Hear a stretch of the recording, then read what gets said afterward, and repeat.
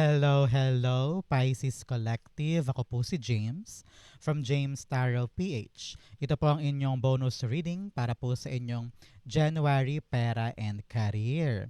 So today mga Pisces tayo ay mag-manifest para sa iyong buhay, especially sa iyong money goals and career goals. Okay? So simulan na natin. Inhale and exhale. Holy Spirit, Spirit Guides, ibigay natin kay Pisces ang mga mensaheng dapat nilang malaman para sa buwan na ito. In your overall energy, meron kang the Five of Pentacles. In the area of what's blocking, ano yung humaharang sa iyong pera and career, the Hierophant. In the area of what you need to do, you have the Eight of Pentacles. In the area of your what you need to focus on, meron po kayong the Five of Cups. Meron kang 5-5 here telling you of change, pagbabago. In the area of what's coming in, meron kang the King of Swords. In your divine messages, meron kang the Justice card. In your fortune, meron kang the Two of Cups. In your future, meron po kayong the Ace of Wands. Napakaganda.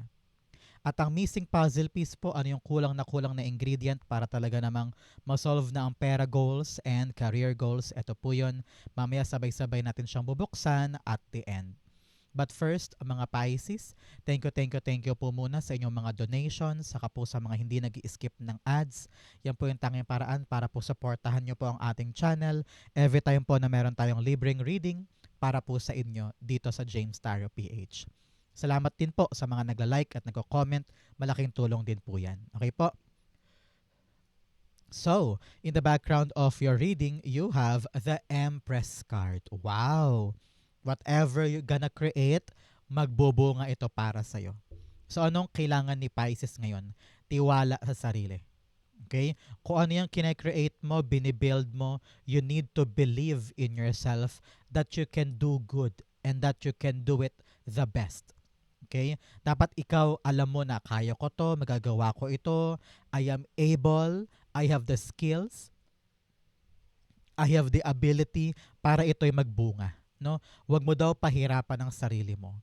Just do what you can and don't overthink.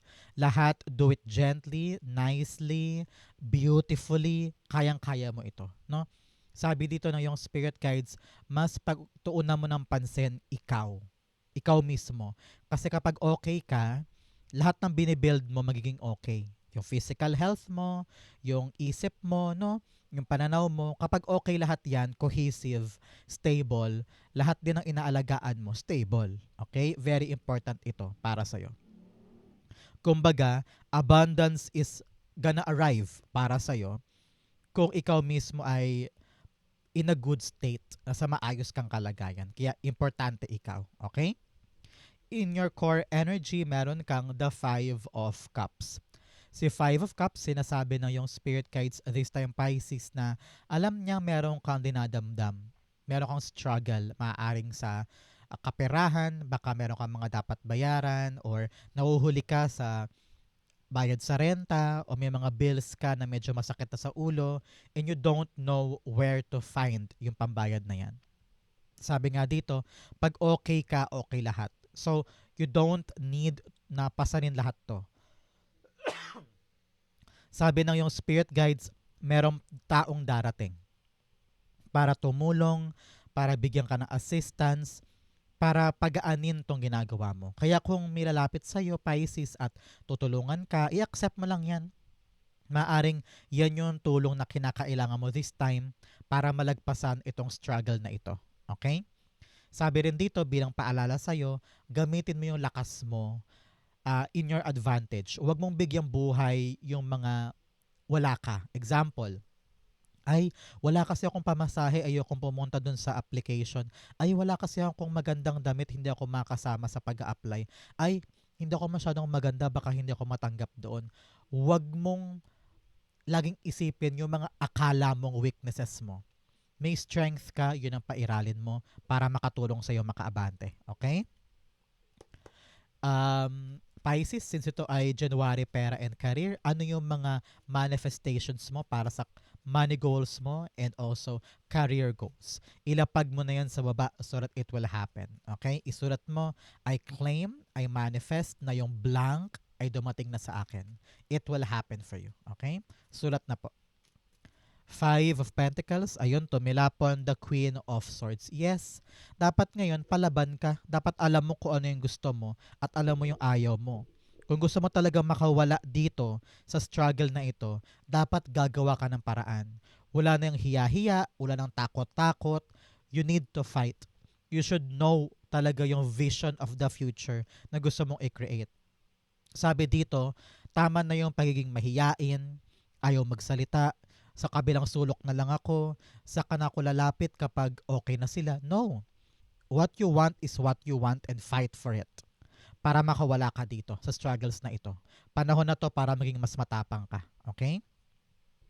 In the area of your blockages, meron kang emotional release and also feathered omens. Sabi dito, buwagin mo na yung mga ilusyon sa buhay mo.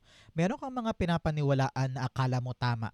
Meron ka rin mga tamang hinala na mali pala. At meron ka ring mga pinapanindigan before na you now gonna realize na, teka, hindi na pala to applicable sa life ko. Illusion lang pala to, may bago na akong truth at yun ang kinakapitan ko. So always, always, buwagin mo yung mga illusions and mga mali sa life, okay? You also have emotional release. Pakawalan mo, i-let go mo, i-release mo yung mga dinadamdam mong masakit. Meron kang Five of Cups here, no, talaga namang meron kang dinadamdam. So panahon to para pakawalan. Panahon to para lumaya ka sa bigat. Okay? In your blockages, meron kang the Hierophant. Sabi dito, sabi ng yung spirit guides, you need to find new ways. Masyado ka daw kasing traditional. I don't know why. Parang sinusunod mo daw masyado yung utos. Sinusunod mo daw masyado yung traditional na paraan, yung sistema. Parang na-realize mo, teka, parang it's not working for me. Parang gusto mo magrebelde, parang gusto mong gumawa ng kakaiba na applicable para sa'yo. Example, sa pagbebenta ng product sa tindahan mo, no? Parang dapat ganito lang, dapat ganyan lang, yung katabi mong tindahan, ganoon din ginagawa.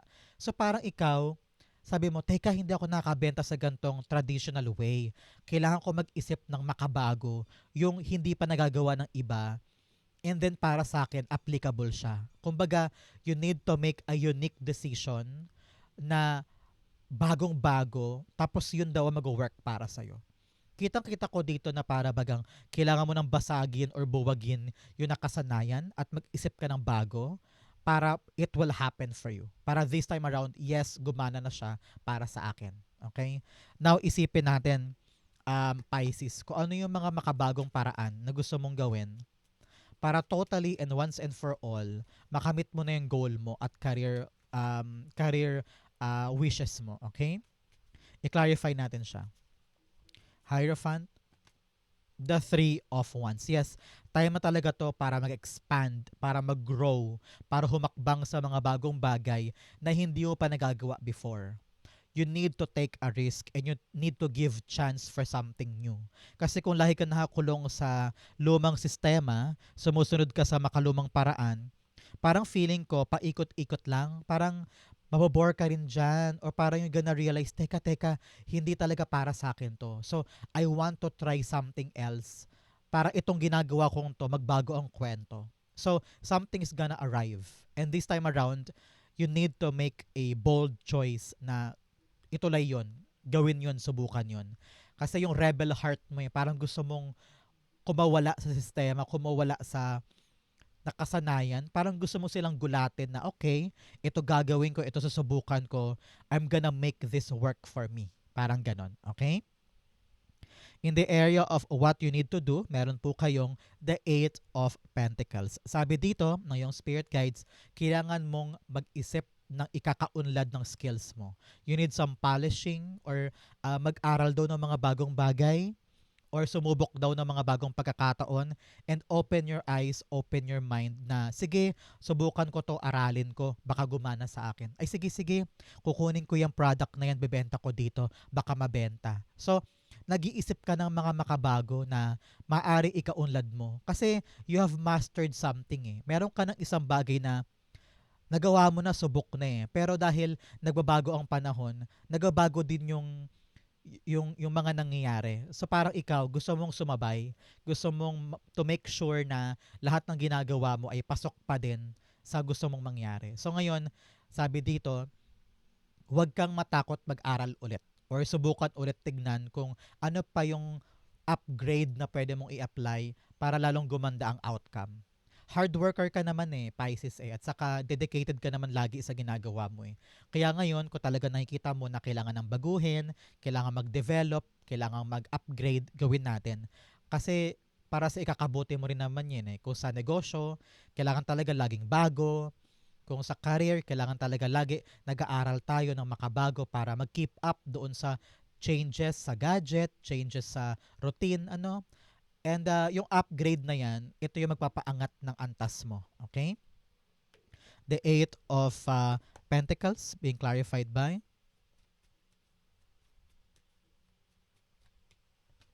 the Queen of Cups. Yes, you need to nurture. Kailangan mo daw alagaan. Kailangan mo daw ibigay ang makakaya mo para makuha mo yung matamis na bunga na inaasahan mo. Example, bigyan ka ta example ha. Ikaw ay nasa isang photography business. Hinahire ka para sa mga kasal, sa binyag, sa birthdays. Tapos meron palang makabagong paraan ngayon ng photography. Halimbawa lang hindi ko to alam pero example ko lang to. Tapos yun ang uso sa mga Gen Z ngayon, yung ganong klaseng shot, ganong klaseng mga post, mga ganyan-ganyan sa mga kasal. So ikaw, hindi mo alam yun syempre, di ba? So dahil hindi mo inaaral, dahil hindi ka nag-upgrade, baka mag-less na mag-less yung mga clients mo. So parang ganito, aralin natin yung mga bago, mag-upgrade tayo, at alagaan natin yung ginagawa natin. Let's not get tired sa pag-aaral at pagbubusisi. Kapag importante sa'yo to, alam kong hindi mo yan susukuan. You will give your effort, you will give your time para ito'y lumago ng maayos. So parang ganun. Kung sa photography, aaralin mo kung ano ba yung uso ngayon para pagdating sa mga events, meron kang panalo sa mga Gen Z, di ba? So, this will fill your cup. Matutuwa ka sa outcome ng paghihirap mo na ito at saka sa gagawin mong ito. Kaya, go now. Kung meron kang mga balak gawin sa career mo at kaperahan mo, dapat nag-research ka talaga, inaaral mo. Okay? In the area of what you need to focus on, you have the Five of Cups. Mag-focus ka na lang daw, Pisces, sa mga bagong bagay. Kung ano man daw yung mga struggles mo in the past, ang mga nakasakit sa'yo, mga nakabubog sa'yo, no? Nakadurog sa puso mo, learn to let that go. Kung meron daw mga taong nangako sa'yo na sabi, Uy Pisces, next month sama kita sa Maynila, apply tayo. Pero 3 buwan na nakalipas, wala pa din. So, wag mo nang asahan yun. Okay? Time na for you to let go of something na talagang nauwi sa wala. And begin again. Huwag ka matakot magsimula ulit. Piliin mo yung mga bagay na naghihintay sa'yo. Okay? Merong new opportunity, merong new way of living for you. At yun ang kailangan mong tignan. Huwag mo sayangin ang pagkakataon, kakatingin do sa mga wala. May time ka pa to be abundant. Kaya palayain mo ang sarili mo sa lungkot, sa dismaya, begin to love life again, and see the potential sa paligid mo para makita mo kung ano yung yayabong sa'yo. Okay? The Five of Cups, you have the Ten of Wands. Yes, mabigat na. Pinapasan mo sobra-sobra yan at masakit na. Sabi dito, pakawalan mo na sa balikat mo, sa dibdib mo, yung mga pasan-pasan na yan. You have emotional release. Pakawalan, pakawalan, pakawalan. Lahat ng mga bagay na masakit na pilipilit mo pa rin kayanin. Hindi ka na masaya dito. Sobra-sobra na. Let go, embrace something new na magpapagaan ng pakiramdam mo. Okay? Akala mo lang yan na hindi mo kaya, pero in reality, kayang-kaya mo yung bitawan. Okay? In what's coming in, meron kang the taking shelter, the answers are within. Kung meron ka daw mga tanong sa sarili mo na bakit ganito, bakit ganyan, bakit kailangan ko ayusin to, bakit kailangan kong baguhin, the answers are within. Malalaman mo kung ano yung dahilan sooner or later. Ngayon, pagkatiwalaan mo ang sarili mo sa kung ano yung desisyon mo sa mga bawat problema. Balang araw, it will make sense. Pero ngayon, do what you can. Okay? You also have in the flow, everything is smooth sailing. Sabi ko nga sa inyo, kapag palaban ka and you put your heart in learning something new and ready ka to expand and grow, pagkabitaw mo ng painful na ito at mabigat na ito, dire-diretso na, smooth sailing na yan, promise. Okay? In the area of what's coming in, meron kang the King of Swords. Sabi dito, dapat maging palaban ka on what you want to create and you need to take action on it. Hindi pwedeng uupo ka lang dyan, marirealize mo na, mali pala yun.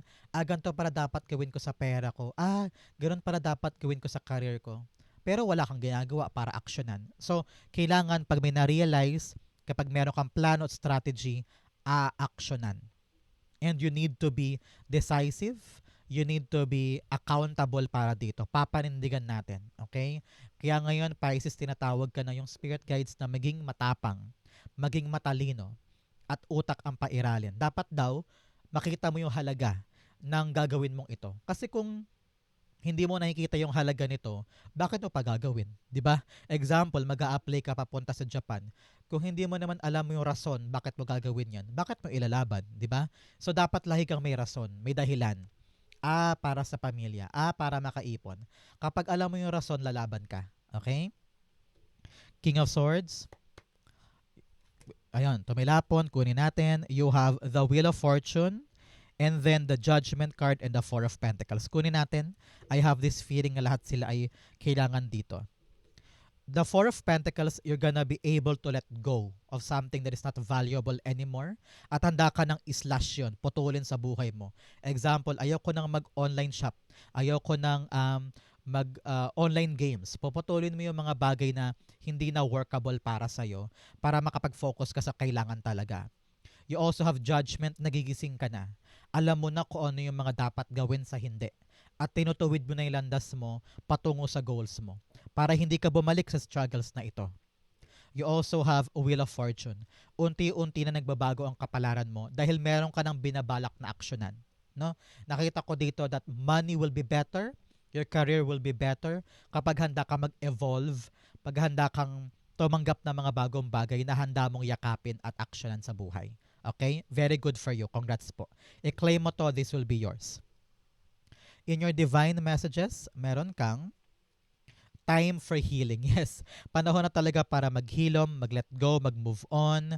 Alisin na yung mga bagay na hindi na talaga para sa'yo. Tanggapin mo na lamang because kapag tinanggap mo yan, dyan papasok yung mga bagong bagay na talagang para sa'yo. You also have the energy is gaining momentum. Yes, ito yun.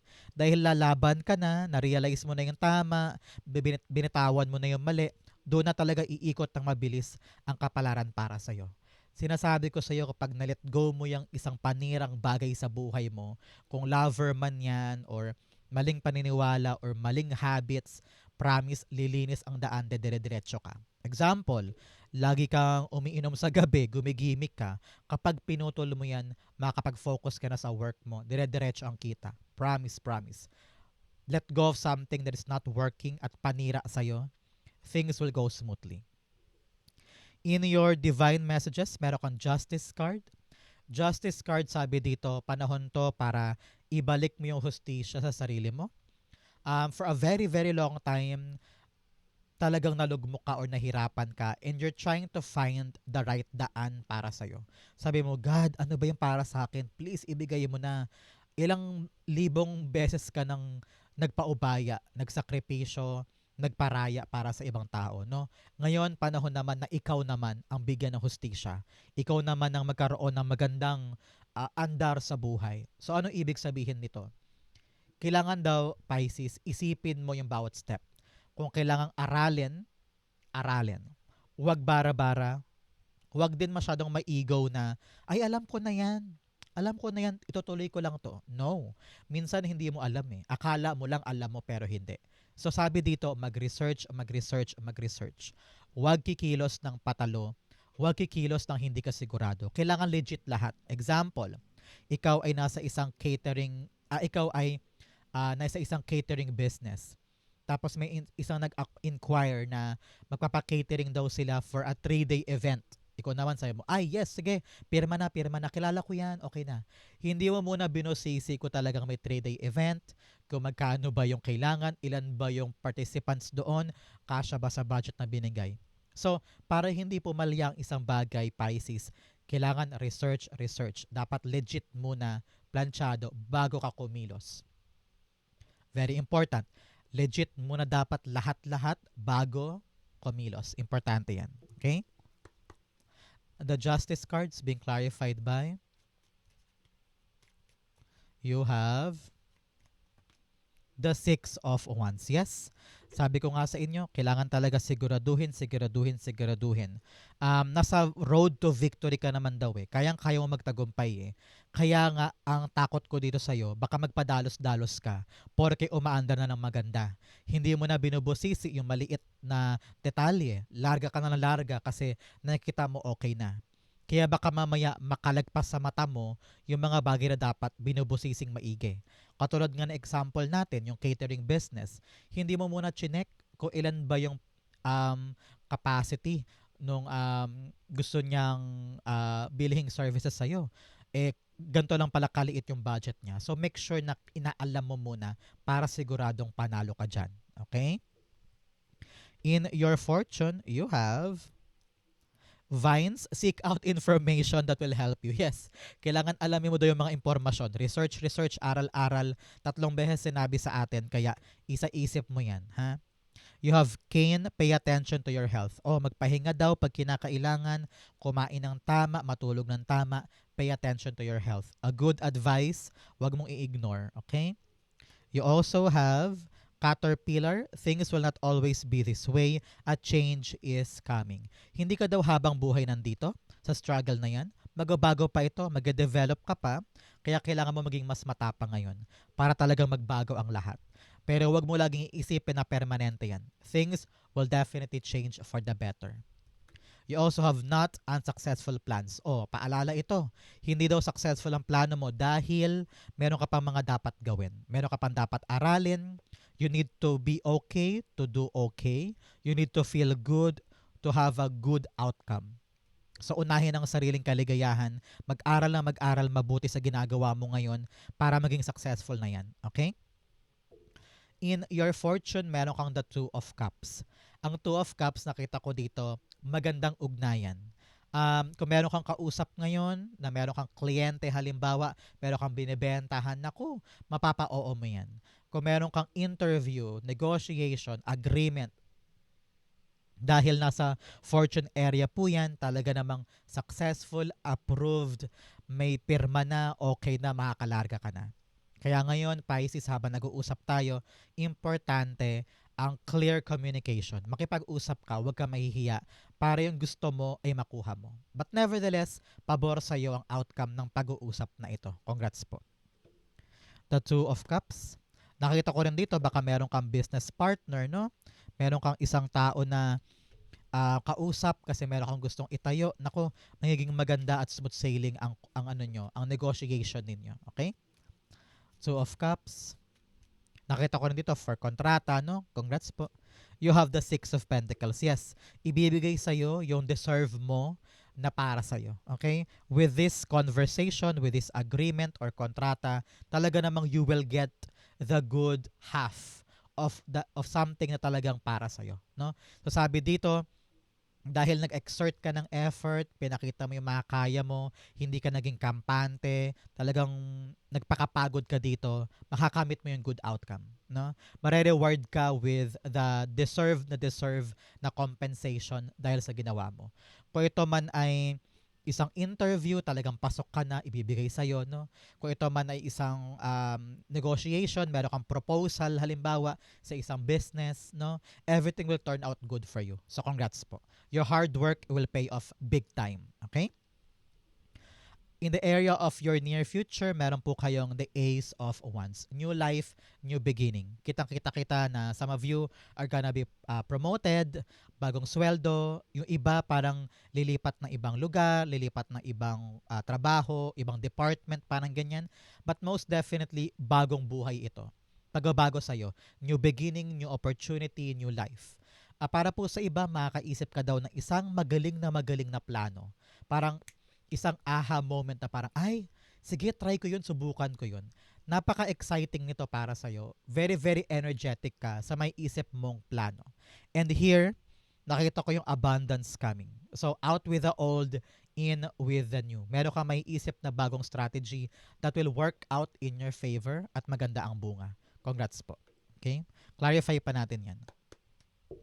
Ace of Wands being clarified by the Devil card. Okay? Now, sabi dito, maging confident ka sa plano mo. Medyo baka umatras ka sa'yo mo, ay, ang ganda ng plano ko, gawin ko to, gawin ko to. Pero teka, baka mag-fail. Baka ako lang may gusto nito. Baka ako lang nagagandahan. Nako, nag-overthink ka na naman, nag-overanalyze ka na naman, pinanghinaan ka na naman ng loob. So ngayon, release all your fears, release all your negativity, harapin mo tong planong to, tong bagay na ito, with confidence and positivity. It will change your life for the better. Okay? May magandang bunga ito, tapangan mo lang sarili mo. Okay? Ang missing puzzle piece po para sa buhay ni Pisces, para sa January pera and career, the Emperor card. Ito yung kulang na ingredient sa'yo, Pisces. Ang maging matapang. Napakasimple, no? Pero yun daw talaga ang humaharang sa'yo. Yun ang talagang missing ingredient para yung pera goal mo, career goal mo ay mangyari na. Sabi rin dito, disiplina. Kung meron kang balak gawin, consistent effort. Kung meron kang dapat pag-aralan na isang bagay, dapat araw-araw inaaral mo. Simulan mo na ngayon para magkaroon ka talaga ng lakas ng loob na masabi mo na, ay okay na ako, kaya ko na to kasi napag-aralan ko na. Parang lumalakas yung kumpiyansa mo kasi mas marami ka nalalaman. So, kung ikaw ay pinapanghinaan ng loob ngayon sa mga career move mo or pera goals mo, aralin natin para meron kang mapanghahawakan na information na bala mo para ilaban ito. So, every single day, continue showing up, continue doing your best para maging consistent ka, magkaroon ka ng growth, magkaroon ka ng katibayan na kayang-kaya mo na talaga. Okay? The Emperor card, clarify natin. You have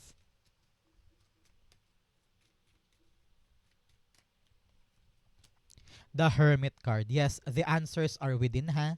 Alam ko naghahanap ka talaga ng sagot sa langit kung, Lord, itutuloy ko ba to? Lord, para sa akin ba talaga to? O dito ako? Marami kang questions about your existence, about the path moving forward, about your future, about your career. Gusto mong malaman, gusto mong masagot agad-agad para alam mo yung ilalaban mo. Siyempre, many of you ayaw namang sumugal sa isang bagay kung hindi sigurado, di ba? Ayaw mo rin magsayang ng oras sa isang bagay kung hindi naman pala para sa'yo. Kaya importante ngayon, Pisces, alamin mo sa loob-loob mo ang totoo. Gusto ko ba to? Ilalaban ko ba to? Kasi para hindi masayang. Pero ngayon, narinig ko, try mo lang, subukan mo lang. Hindi naman papasok sa isip mo yan kung hindi mo yan gusto, di ba? So, kung meron ka na naisip na potential mong gustong gawin, pag-aralan, and then, itry natin.